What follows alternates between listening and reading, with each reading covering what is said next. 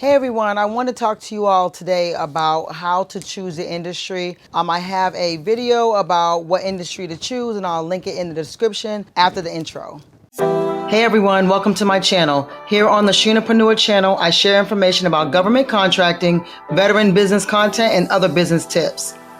So when it comes to what industry you should go into, it really just depends on what you are already in. That's a big thing in government contracting, is figuring out how you can get your past performance. So sometimes past performance is going to be based on what you did in your job versus what you are currently doing in your business, and if there's something that you can add to your capability statement based on some of your industry friends. So with that, I would say when it comes to what industry to choose, it's more like what are you willing to do. So when it comes to government contracting and like say janitorial, for example, are you able to fulfill that contract in a very short period of time if you were to get a call? That's one of the things that I have people ask and do an exercise with themselves, like, what should I do? I don't know what to do. It really based on what you are already doing or what you can do, what you see as being a feasible thing in the industry that you are trying to go into. Now, if you've been working in IT like I was for 20 years, but then you're going on to government contracting doing, say, facility maintenance or janitorial, you may ask yourself, okay, how can I really make this work? How can I really do this? You really have to figure out, actually, how can you do this? You have to ask yourself, can I get the people? Can I make this payment to my subcontractors or my employees based on what this solicitation or what this awarded contract actually is giving me? So you really have to evaluate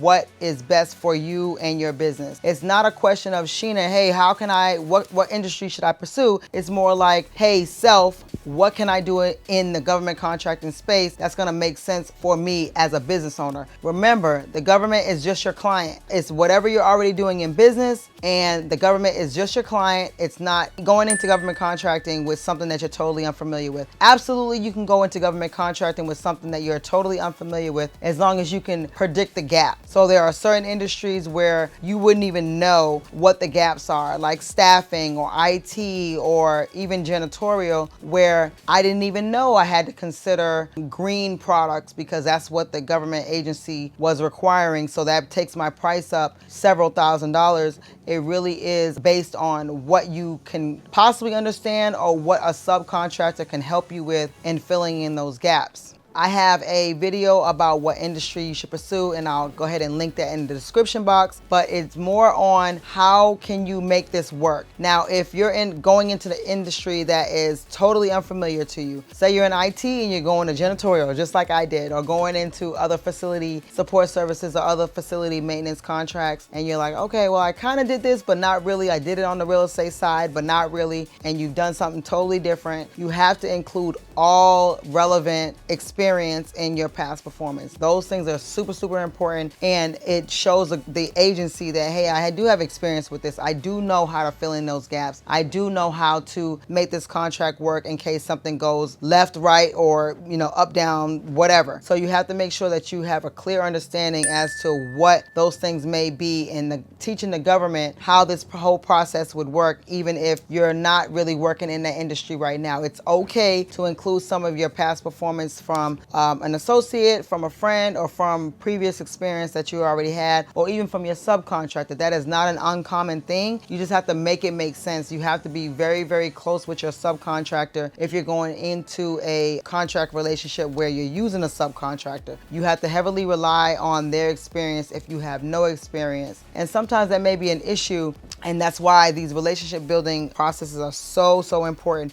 Because if you're completely relying on your subcontractor, you're completely relying on your subcontractor. And if they disappear off the face of the planet Earth, then what are you gonna do now? What are you gonna do when it comes to servicing this contract, when it comes to performing this contract? You can't always rely on your sub, and that's why I talk about the middleman contracting, and I'll go ahead and link that video in the description as well as the middleman contracting part 1 and part 2, because sometimes sometimes you can't fully rely on the subcontractor to make sure that this contract works. So you have to know what niche you're trying to get into and what niche you want to stay into, because if you are awarded contract for say 2 or 3 years in one niche and then you're like, you know what, I don't really like this, I'm going to go into another niche, you're kind of starting all over. So it's really, really important to ensure that you're going into something that you really want to do. It's not a determination that Sheena can make for you where you're asking, what should I go into? What should I do? It's more like, what do you feel that you can do? What can you do forever? Remember, the government is just your client. It's not that you're going into government contracting to start your business. You can, and I went ahead and started my business based on government contracting, but I also knew that I was already doing a lot of these renovations and a lot of this facility support services long before I got into government contracting. So you have to go into something that you feel comfortable with, and then you're able to fill in those gaps again. So it's not about, I'm going into government contract, I'm just gonna pull something out of the sky. Some people do pull it out of the sky, but are you going to be able to sustain that? For example, if you go into government contracting doing printing of flyers or doing janitorial or doing IT, are you going to be able to sustain that for the long haul? Because as long as you're in the industry, you want to build up your past performance. You don't want to just keep switching over to different jobs over and over again. You don't want to go into the agency contracting officer space where they're saying, well, this person was doing hair, a daycare,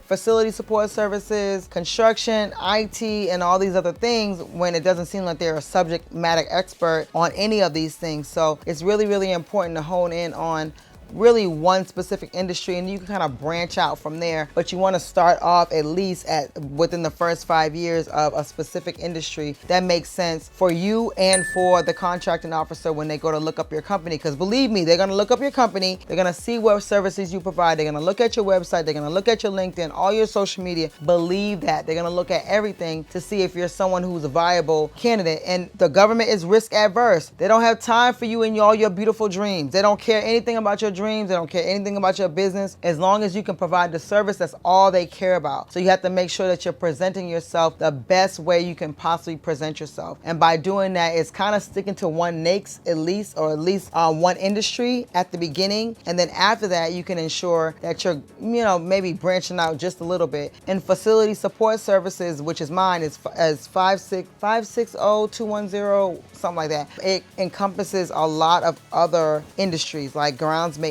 janitorial, painting, floor repair, and light construction. So even though it's facility support services, it also encompasses a whole bunch of other things. So it's not really like I'm going outside of my NAICS code. So you have to ensure when you're going into whatever other industry, say it's IT, then you can just list out all the other things that you're doing within the IT umbrella, and then you're able to, show the government, hey, I'm kind of like in the same wheelhouse. I want to be able to compete for these other contracts, instead of you having a whole bunch of arbitrary NAICS that really don't mean anything because you want to just try to win a contract. Trust me, it does not do you a benefit to do that compared to just trying to stay to one sort of kind of industry. And if it's broad, as long as it's broad in that industry, you should be good. So in my course, I teach about business setup if you don't already have your business set up, and about federal, local, and corporate contracting. And I also have a lot of stuff for my veteran community for some of the events that I've gone to, some of the industry days that I've participated in, some of the freebies for veteran entrepreneurs that they may not know about. And I have a 12-month mentorship program that comes with the course as well, where we do webinars and we teach one-on-one consultations with those who are having just a little difficulty with their own specific situation. Again, for 12 months from the time that you purchase the course. So we want to make sure that people are getting out here and bidding on contracts and not being afraid to explore their horizon and get to that 7-figure mark if that's what their desire is, or 8-figure or 9-figure. So we are here to be an anchor for all those who are trying to get into the government contracting space and getting you to the next level. So until next time,